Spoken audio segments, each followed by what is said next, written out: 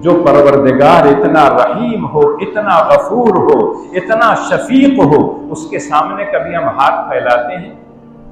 अल्लाह के रसूल सल्लल्लाहु अलैहि वसल्लम फरमाते हैं कि तीसरे पहर रात के आखिरी हिस्से में अल्लाह जल्ल शानुहु जो है समाए दुनिया पर आते हैं और कहते हैं, है कोई मांगने वाला जो मुझसे अपनी ज़रूरतों को मांगे?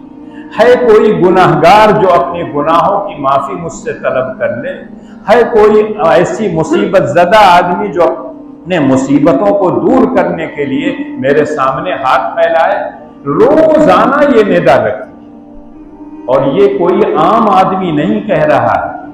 दुनिया का सबसे अच्छा, सबसे सच्चा इंसान नबी अकरम सल्लल्लाहु अलैहि वसल्लम ने कहा है।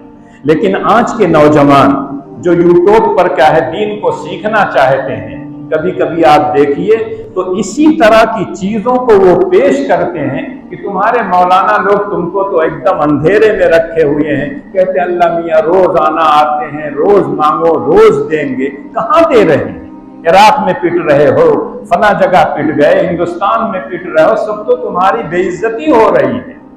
लेकिन उनको ये नहीं मालूम है कि ताजदार मदीना सरकार दो आलम सल्लल्लाहु अलैहि वसल्लम ने फरमाया कि कबूलियत दुआ के लिए 3 सूरतें। कभी कभी जो आप मांगते हैं अल्लाह ताला वही दे, और कभी अल्लाह ताला कोई मुसीबत आने वाली होती है, उस मुसीबत को टाल देते हैं, तुम्हारी दुआ को कबूल नहीं करते। और तीसरी सूरत यह है कि अल्लाह ताला यहां नहीं कबूल करते, उस दुआ को आखिरत के लिए रख देते हैं। और जब इंसान आखिरत में जाएगा, अल्लाह से पूछेगा ये नेमत मुझको क्यों मिली, ये नेमत मुझको क्यों मिली, ये नेमतें मुझको क्यों मिली, तो रब्बे कायनात की तरफ से जवाब दिया जाएगा, ये तुम्हारी उन दुआओं का असर है जो दुनिया में तुमने किया था और मैंने दुनिया में कबूल नहीं किया था। तो इंसान कहेगा काश दुनिया में मेरी कोई दुआ कबूल न हो। इंसान तो उजलत पसंद है। नबियों ने दुआएं की हैं, 40 साल के बाद उनकी दुआ कबूल, और हम आप चाहते हैं बस हाथ उठाएं, अभी पूरा उठा भी नहीं, अल्लाह ताला कबूल करे। लेकिन अपनी गिरीबान में झांक के नहीं देखते कितनी मासियतें कर रहे हैं, कितना हम हलाल खाते हैं, कितना हम हलाल पहनते हैं, कितना हमारे घरों में हलाल की फिक्र होती है। अगर हराम होगा सारी चीजें तो कहां से दुआएं कबूल? खुद अल्लाह के रसूल ने कहा फ़अन्ना युस्तजाबु लह। एक आदमी बड़ी दूर से, कोई हिंदुस्तान से, कोई चाइना से, कोई कहीं से जाएगा और खाने काबा के ग़िलाफ़ पकड़ कर कहेगा या रब्बी या रब्बी, जोर जोर चिल्लाएगा, चिमटेगा ग़िलाफ़ काबा से और कहेगा ऐ मेरे परवरदिगार मैं परेशान हूं, मेरी दुआओं को कबूल कर। अल्लाह के रसूल फरमाते हैं कि अल्लाह कहेंगे फ़अन्ना युस्तजाब, कैसे मैं दुआ कबूल करूं, कैसे उसकी दुआ कबूल की जाए? मलबसुहु हराम व माअकलुहु हराम व गुज़िया बिल हराम। ऐसा इंसान जो हर वक्त हराम में लतपत हो, उसकी दुआएं कैसे कबूल की जाएंगी? दुआ की कबूलियत के लिए बहुत से शराइत हैं, उन शराइत को जब हम पूरा करेंगे तब। और सबसे बढ़कर यह है कि हम तो बंदा हैं, हमारा काम है मांगना, उसका काम है देना। उसके ऊपर हाथ मत उठाइए, जबान मत खोलिए, वो हमारी मसलहतों के मुताबिक हमारी दुआओं को कबूल करता है। एक बादशाह वक्त था, एक फकीर गया और बादशाह सलामत के शानदार जो महल था उसके सामने खड़े होकर कहा 1 पैसे का सवाल।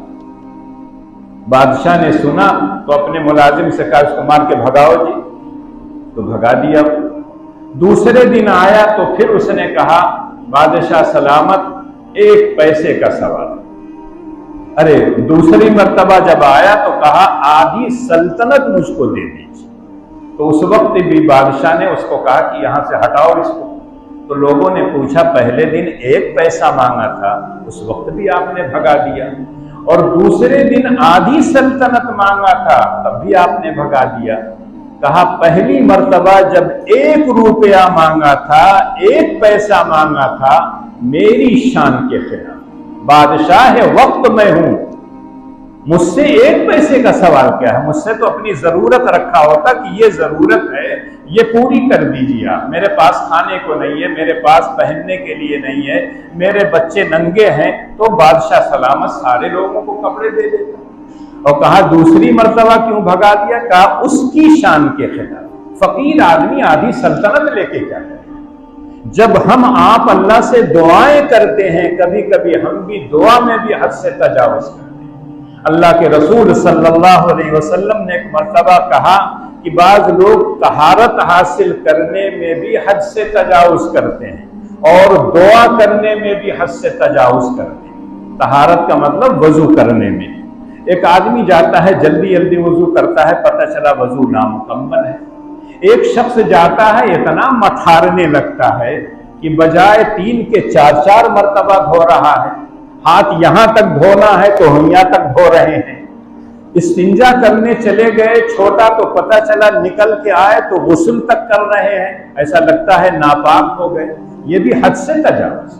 جب اللہ کے رسول نے باقاعدہ وضو کر کے دکھایا اور کہا، عام طور سے حدیث میں آتا ہے کہ 1 لوٹے میں وضو کرتے تھے اللہ کے رسول اور 1 بالٹی میں غسل کرتے۔ آپ اپنا جائزہ لے لیجئے، نل کھول دیتے ہیں ہم لوگ، اس کے بعد جتنا گرے کوئی بات نہیں، ایک قطرے کا حساب دینا پڑے گا۔ ایسے ہی گرمی کے زمانے میں نل کھول کے ہم بیٹھ جاتے ہیں اور یہ بھی نہیں سوچتے کہ کتنا پانی کب سے گر رہا ہے، نہائے جا رہے ہیں نہائے جا رہے ہیں۔ اتنا پاکی کہاں سے آپ حاصل کر لیں گے؟ یہ حد سے تجاوز۔ اللہ کے رسول نے کہا کہ 1 مرتبہ میں نے کبھی اعضائے وضو کو دھویا ہے، کبھی 2 مرتبہ، کبھی 3 مرتبہ۔ اس کا مطلب ہے 3 مرتبہ تک گنجائش ہے۔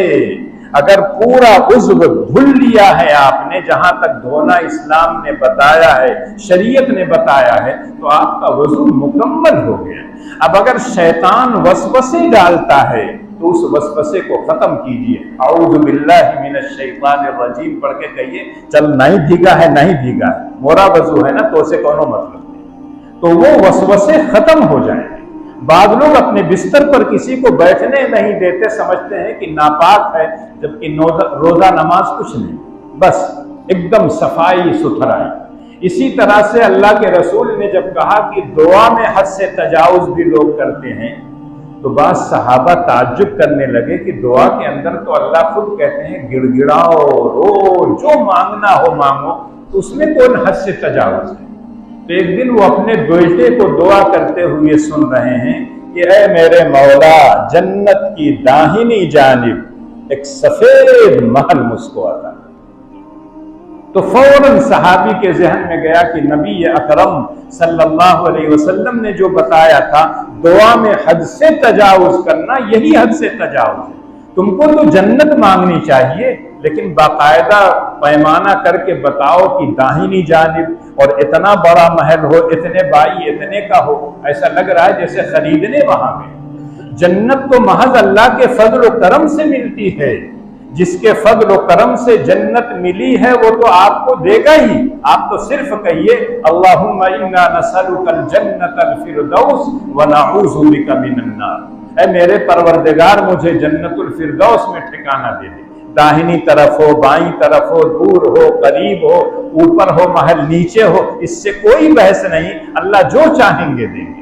اور ہم اللہ کو متعین کر کے نہیں دیں گے اتنے بائی اتنے کا محل ہو اور اپنے داہنی طرف عرش کے ہم کو دیجئے، فوراً وہ سمجھ گئے کہ یہی حد سے تجاوز ہے۔